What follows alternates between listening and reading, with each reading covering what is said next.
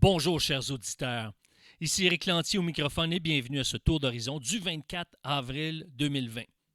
Eh bien, aujourd'hui, mesdames et messieurs, j'aimerais vous parler de déconfinement. Et oui, sur le plan scolaire, économique et spirituel.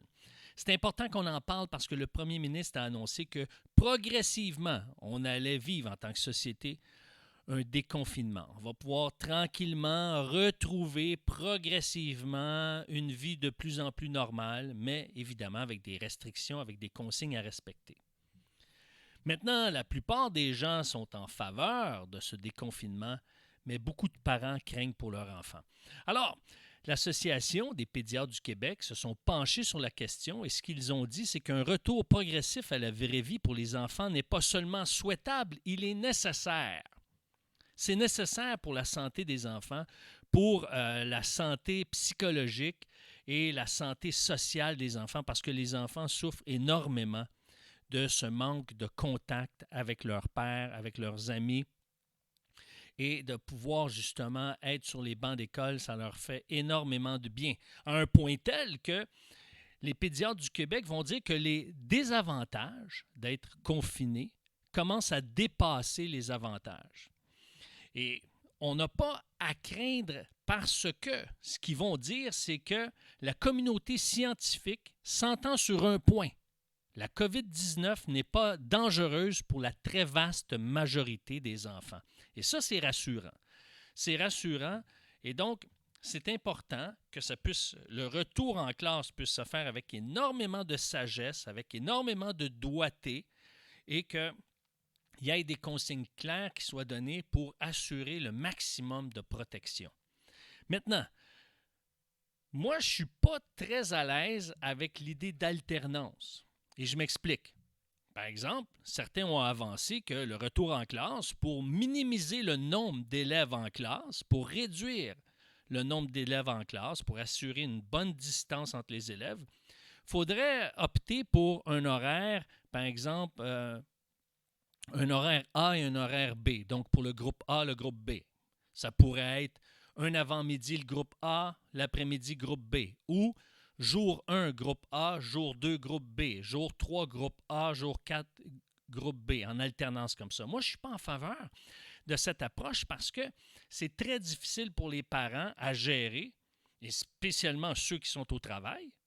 Donc, à ce moment-là, est-ce qu'ils doivent retourner à la maison une journée, travailler de la maison le lendemain, tout ça, ça devient assez complexe à gérer. Moi, ce que je privilégie, ce serait plutôt que on demande uniquement aux élèves qui sont en difficulté, aux élèves qui sont à risque sur le plan académique, d'aller à l'école. Pour les autres qui sont autonomes ou qui sont doués, eh bien, on les encadre par des projets spéciaux, des projets d'apprentissage qui vont devoir s'impliquer. Ils sont encadrés, ils seraient encadrés, par exemple, par un tuteur. Ça pourrait être un étudiant ou une étudiante en éducation qui les encadre pour intégrer des notions, les faire travailler, vraiment les faire travailler fort, mais sur des projets motivants, des projets novateurs. Ça peut être scientifique, environnemental, etc.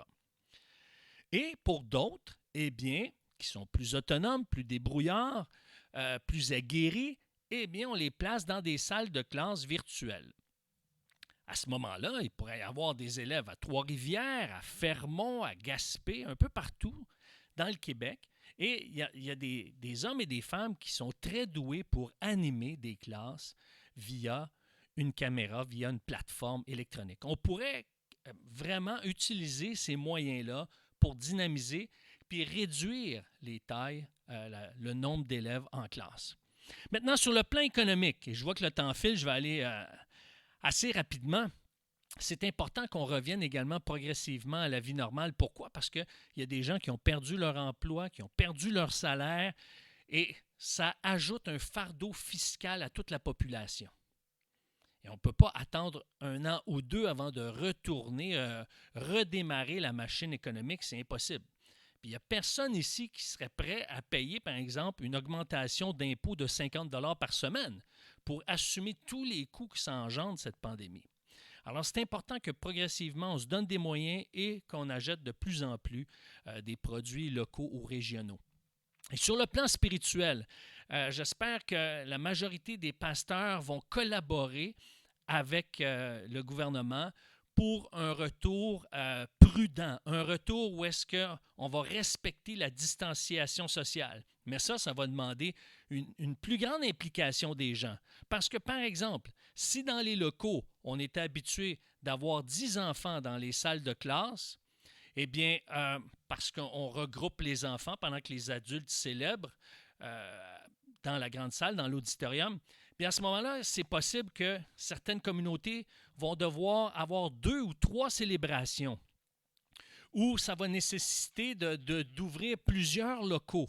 Et donc, ça va demander plus de gens à s'impliquer. L'autre chose, c'est les salutations. Vous savez que sous la Nouvelle Alliance, dans le Nouveau Testament, à 4 reprises, ça nous dit de se saluer avec chaleur. Par exemple, ça dit « Saluez tous les chrétiens en les embrassant comme des frères et sœurs ». Et ça, c'est un ordre, c'est un impératif. C'est un commandement du Nouveau Testament. C'est un commandement de la Nouvelle Alliance. Mais comment on fait pour respecter des salutations chaleureuses, des contacts physiques chaleureux, sans se contaminer? Eh bien, on va devoir pratiquer le You-An Shake. Vous avez un exemple sur Décentré.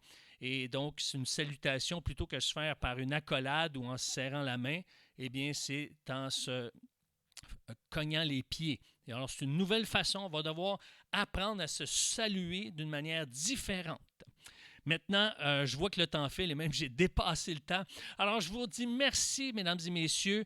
Prions pour ce retour à la vie afin que Dieu donne à nos gouvernements de la sagesse et nous donne aussi à nous de la sagesse de bien appliquer les consignes afin que ce retour puisse être ou disons, pour que ce retour puisse minimiser les impacts négatifs. Merci, au revoir et à la semaine prochaine. Ciao!